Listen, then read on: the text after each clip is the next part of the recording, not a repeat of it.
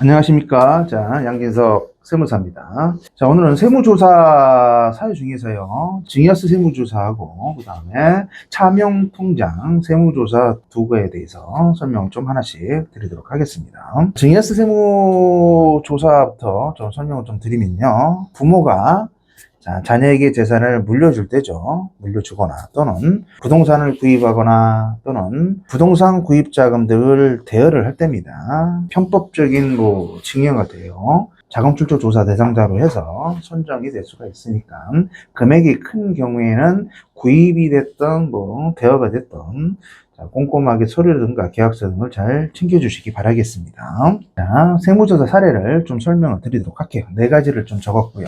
구입하거나 전세자금 임차를 하는 경우에 그 대상자가 누구냐?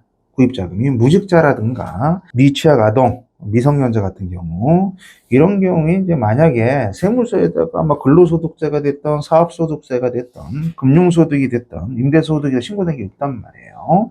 근데 부동산을 산단 말이죠. 또 전세자금도 고액전세입니다. 이런 경우에 문제가 되고요. 제가 조사받은 업체 중에서 자금출처 조사입니다. 좀 놀란 적이 있어요. 약사시고 35살 정도 되신 분이었어요. 근데 이것도 구입도 아니고요. 서울에 5억짜리 전세를 사셨는데 거기에 자금출처 조사 대상자로 선정이 돼서 적지 않은 금액을 세무서에서 추징을 한 사례가 있습니다. 그러니까 구입자금뿐만 아니라 전세자금도 문제가 되니까 좀 유념을 해주시고 바라고요. 두 번째가 이제 큰 돈이 이제 오고 갑니다. 부모하고 누구 계세요? 자식 간에. 부모님 입장에서 통장으로 큰 금액이 오고 갈 때입니다. 근데 통장만 막 쓰시면 안 돼요. 반드시 그에 대한 돈이 움직이는 거에 대한 차용증 작성 같은 경우를 유념해서 작성을 해주셔야 되는데요. 돈을 빌린 사람이 차용증을 썼다고 해서 세무서에서 다 인정을 해주는 게 아닙니다. 자제분이라고 쳐버리면 소득 내역이 원금을 상환할 능력이 있어야 돼요. 막대하게 큰 돈을 빌렸는데 원금 상환 능력이 없다? 그러면 이거 그냥 증여로 해서 부과를 하는 사례가 많아요. 고액의 돈이 움직일 때는 증여세 세무조사할 때 차용으로 보지 않고 증여로 볼 수도 있다. 금전 소비대차 거래에 대해서요. 좀 유념을 해주시고요.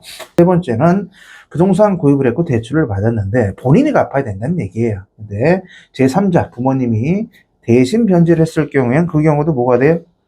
증여세 대상 자체가 된다는 겁니다. 그다음 네 번째는 부동산이나 주식을 구입을 할 때는 당연히 뭐예요? 본인 명의로 구입을 해야 되는 거잖아요.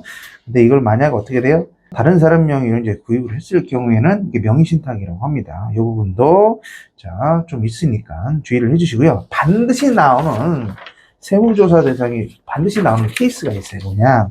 부모님이 이제 부동산을 갖고 계세요. 부동산을 매각을 합니다. 그럼 매각 세금 내고 돈이 들어올 거 아니에요. 그리고 나서 얼마 안 있어서예요. 자제분이 아파트 등기를 쳐버려요. 그럼 반드시 소명을 하고 100% 날아가니까 굉장히 유념해서 부동산 거래를 하셔야 됩니다. 그 다음에 두 번째 큰 테마가, 증여세무조사 다음으로 본 게 이제 차명계좌 세무조사입니다. 이게 보통 요거는 개인 사업이나 법인 사업자와 관련되는 조사 사유가 되는 거고요. 법인세라든가 부가세, 소득세와 관련되는 조사 사유가 될 겁니다. 주의사항을 좀 몇 가지 설명을 드리면, 그래서 차명계좌로 이제 만약에 배우자라든가 형제자매나 이런 명의로 해서 매출을 받았어요. 그 시기가 있겠죠. 그러면 그 시기에 그 금액만 사유를 소명하라는 게 아니고요. 그 통장 전체에 대한 거예요.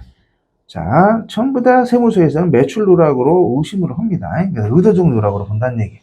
그래서 조사과에서 해명자료 안내문으로 나오고요. 올해만 제가 이걸 몇 건을 받았어요. 이것도 은근히 많이 있습니다. 탈세 제보 등으로 들어가는 경우가 굉장히 많겠죠. 두 번째는 조사가 일어나면 5년치만 본다. 각인이 돼 있는데요. 우리가 법인세가 됐던 소득세가 됐던 재산세가 됐던 기본적인 제척기간이라는 게 있어요. 공소시효처럼 생각하시면 되는 거예요. 통상적인 게 누락 등이죠. 이게 5년 동안 보게 돼 있어요. 법인세나 소득세, 부가세는.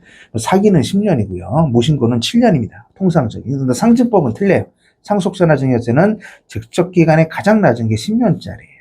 그래서 사업과 관련되는 차명계좌 조사와 관련되는 제척기간이 5년이긴 하지만 그건 요즘 추세하고는 좀 안 맞는 것 같아요. 10년치 통장도 내라 하는 경우가 나올 수도 충분히 있습니다. 왜냐? AI 발달에 따라서 문제가 될 수가 있을 거라고 저는 생각이 되고요.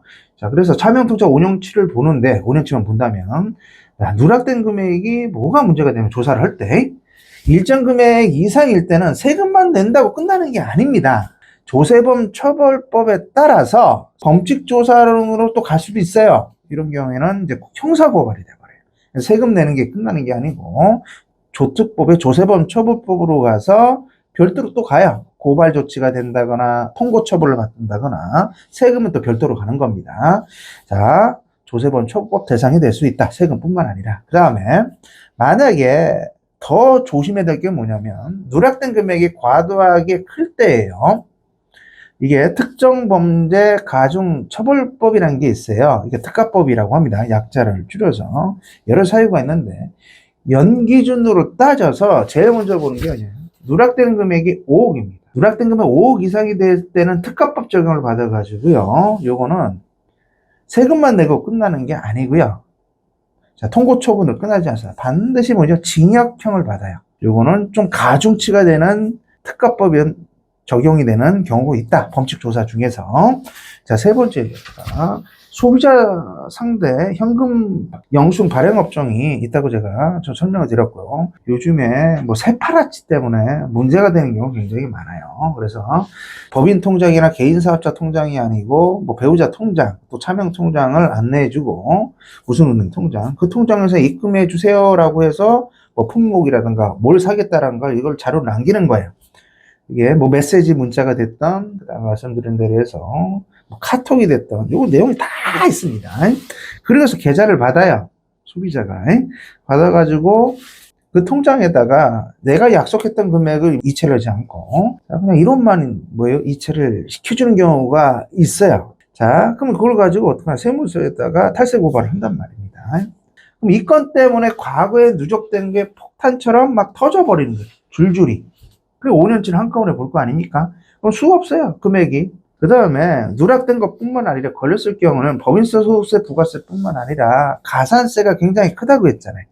그게 법인 사업자가 됐던, 개인 사업자가 됐던, 누락된 금액의 20%만큼 법인세, 소득세, 가산세가 미발급이 된 가산세가 오고 있어요.